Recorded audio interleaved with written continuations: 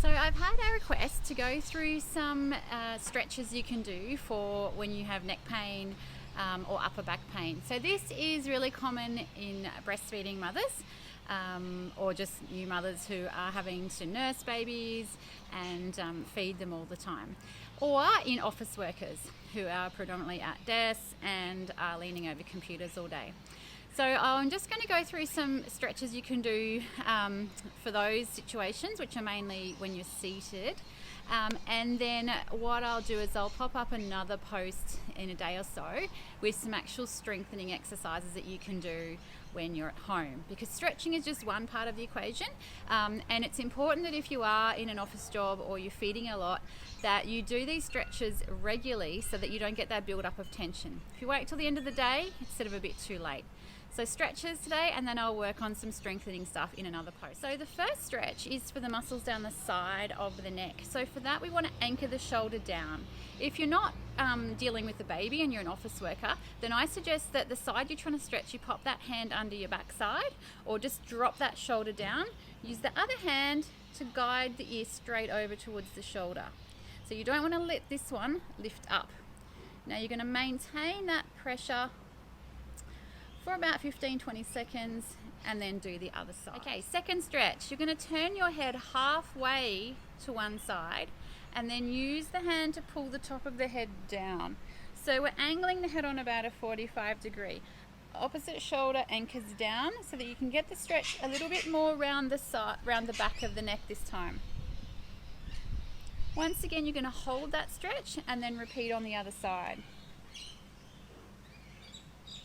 Third stretch is straight down. So we're going to let that chin nod in and then use the hand at the base of the skull to pull straight over. And you should feel that stretching all up the back of the neck. Next is for that chest and upper back area. So we're going to interlace the fingers behind the back. Roll the shoulders back, squeezing the shoulder blades together. And then if you can, lift those hands off the bottom so that you're actually getting that nice extension through those arms.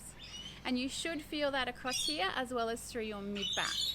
You can then change directions, interlace, round forward so you're getting a rounding in the upper back.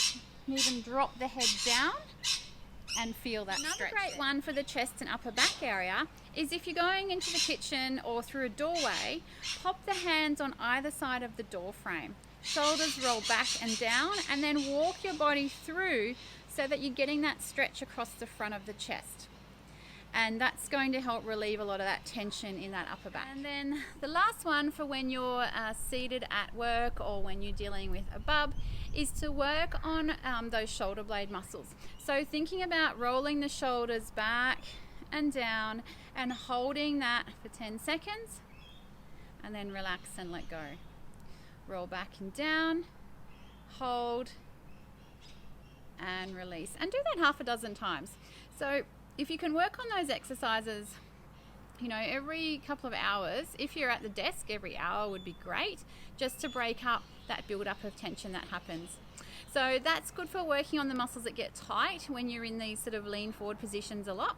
And then I'll do another post on how to work on that a little bit more if you've got time to get on the floor, and also how to add some strengthening without any equipment.